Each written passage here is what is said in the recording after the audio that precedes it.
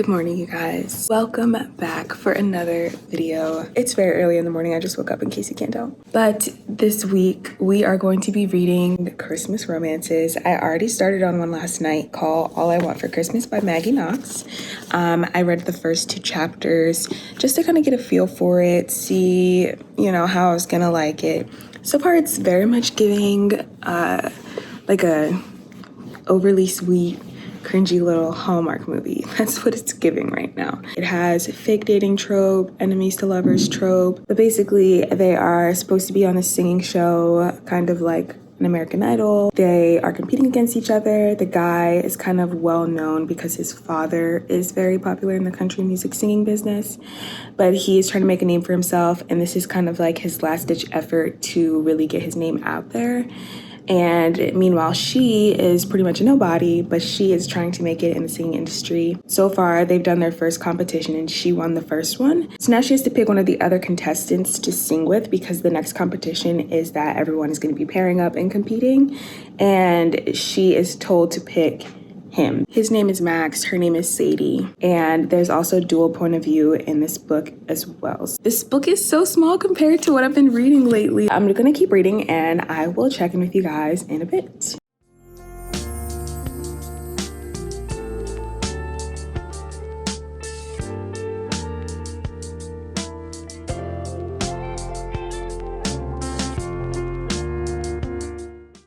It's a new day, so we are going to start by getting some coffee, and then I am going to catch you guys up and let you guys know what I've been reading, what I've read so far. Sorry, the dishwasher's going, and how I feel about it. So let's make some coffee first though.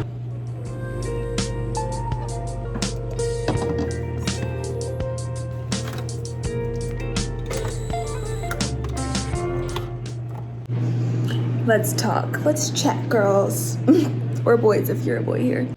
Okay, so let's talk about the Christmas books that I picked out to begin with. So I picked out these 4 Christmas books. So the first one is called In a Holidaze by Christina. This is actually 2 authors, if you did not know. The second one is A Holly Jolly Diwali, and this is by Sonya, lalli. The third one is Lovelight Farms, and this is by BK Borison. And then the fourth one is All I Want for Christmas by Maggie Knox. So I did make a YouTube short and a TikTok on these books when I first got them, but just wanted to introduce them to you guys if I haven't done that yet in this video. So I started with All I Want for Christmas by Maggie Knox. I got to page 63. And guys, it was just so cringy and corny and like too sweet. I'm not saying that I'm not going to finish it, but it was a little bit much. Like, it was just completely unrealistic at that point. So I put this down. I still have my space marked in it, but I put it down and I decided to pick up In a Holidaze by Christina. And this was so good. I finished this in like a few short hours the other night. There's a found family trope in here. Basically, all of the parents knew each other since college. They had kids and they go back to this cabin in Utah every single Christmas. They spend a few days together. All their kids grow up together, and the main character is one of those kids. Her name is May or Maylin, and she is in love with one of the other kids. They're not kids anymore, actually. She's 26, I think he's 30, and she has been so in love with him for years, and she's never told him, and she ends up leaving the cabin that year dejected because she never told him how she felt about him. She is in a dead-end job that she does not like. She's back home living with her parents. So just like nothing in her life is going right. It's just like in a bad place. As they're leaving the cabin, her family gets into this really bad car crash. Next thing you know, she wakes up, she's back on the plane, and she's reliving the past 6 days again, and she has to keep reliving it until she gets it right. I really loved this book because it didn't go back too many times. Like sometimes when I've read some books like this where they keep going back and it's like, all right, I'm kind of tired of this storyline. Like, how many times can I read this? But this one didn't go back too many times. It was not cringy at all to me. I really loved it. I think it wasn't overkill or unrealistic on the romance aspect, and I think the Christmas aspects of it were very satisfying and also not too overkill and cringy. And then there was also some spice, so that kept it interesting. So I really loved this book, and yeah, I highly recommend this one. If you're looking for a good Christmas book, this one is a good one right here. So currently I'm reading A Holly Jolly Diwali. I am on page 31 in it. I'm gonna read some more tonight and maybe even finish it, who knows. It's going okay so far, and I think like the big theme with these kinds of books is just that, like, because it's a holiday season book, they make them super cringe, you know, they're holiday romances, so they really gotta pack in like all like the sweetness and the cutesiness, and I don't really know, I don't really like that, but like I said, I really enjoyed In the Holidays, and we'll see how this one goes. And then this one I think is gonna be very good, so I'm saving this one for last, and it's pretty thick, so yeah. I'll keep you guys updated and let you know how it goes.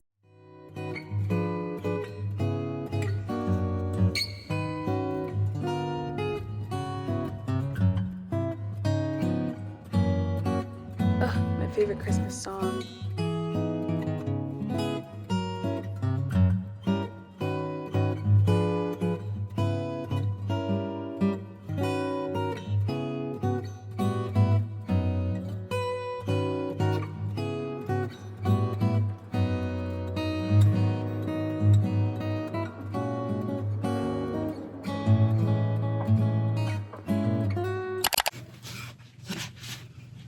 Running on Celsius. Hi guys, it's the end of the week. I'm here to talk about the Christmas romances that I read this week. It has been an extremely dark and gloomy day today, so please bear with me for this lighting. I read these books this week so that if there were any of them that really called out to me and that I really wanted to recommend, you could read them the week leading up to Christmas and really get into that Christmas spirit. Some of them are new releases from this year. Some of them are like from either like between 2020 and now. I completely got through 2 of the books. I'm working on 1 of the books, and the 4th book I DNF'd. I DNF'd All I Want for Christmas by Maggie Knox. And I did this because it was extremely cheesy. It was too cheesy. Some of the lines were just too cringy, and I just overall did not like the writing.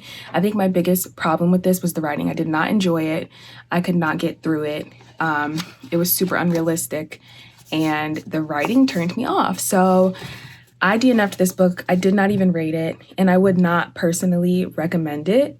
The next book that I picked up was In the Holidaze. I love Christina Lauren's writing. I love their stories, so I knew I was going to love this book. And let me tell you, I absolutely loved this book. And this book literally reminds me of The Summer I Turned Pretty if it were happening at Christmas time. If instead of they always got together for the summer, they always got together for Christmas. This book was so cute, and I loved it because it wasn't insta love. It was a love that started from way back. So it was very believable to me. And, you know, besides the fact that she kept repeating the same day over and over again, like obviously that does not happen in real life. I do highly recommend this. This is one of the Christmas romances that I would recommend you to read if you're looking for a Christmas romance, and if you don't mind a little bit of, you know, the mystical in terms of like her going back and reliving that Christmas period over again. I felt like I also have to give these Christmas books a different rating. Like they are rated differently than like normal books. But I gave this book 4 stars. The next book that I read was A Holly Jolly Diwali. I told you guys I was super excited to read this because it's from a different cultural perspective. Obviously, by the fact that Diwali's in the title, it is about an Indian love story. Our main character's name is Nikki. She's 29, and her parents are like, hey, when are you gonna get married? It's very, very different because it really focuses on Diwali. There's a small portion of it that happens during Christmas, so I wouldn't necessarily say it's like a Christmas romance, but Christmas is a part of the storyline. It's very political. It touches a lot on the issues happening in India, whether that just be like if women can feel safe walking around by themselves, talking about the caste system. The author really takes time to touch on those topics, so it kind of takes you out of that Christmas spirit every now and then, but overall, in the beginning, I did not like it. It was insta love. Like they fell in love in 2 weeks. And I would say that was my biggest issue with it because it was not realistic, but it kind of grew on me. The love story was cute. I gave this a 3-star rating. The last book is Lovelight Farms. This book I'm currently still reading. I'm on page 49, but I'm really enjoying it so far. It's really cute. It's not too cheesy. Our main character's name is Stella, and she's always had this dream of owning a Christmas tree farm, which she finally makes come true. But the only thing is, when she does finally own her own Christmas tree farm, there are so many issues with it. Just everything that could be going wrong is going wrong, and she's running out of money. So she decides to enter to win this contest where an influencer will kind of do like a feature on the farm, and then she would win $100,000. The only thing is, in her application, she said that the farm is run by her and her boyfriend, and she does not have a boyfriend. So she has to ask her guy best friend, who she is actually also in love with, to pretend to be her boyfriend. I really hope that this book does not have any communication issues, and that, you know, they get together. That's what I want for this book. So out of the 4 books that I picked, I recommend these 3. I think they're really good. And these ones especially because they're like strictly Christmas romance books. I hope you guys have a chance to pick up any of these books if you're interested in them before Christmas and get to read them and get into the holiday spirit. But until then, I'll be seeing you guys in the next video, or I'll be seeing you over on my TikTok, or over on Goodreads, or over on Instagram. So thank you guys so much for watching, and I'll see you guys in the next one. When you're not here, the sun don't shine. When you're not near, I don't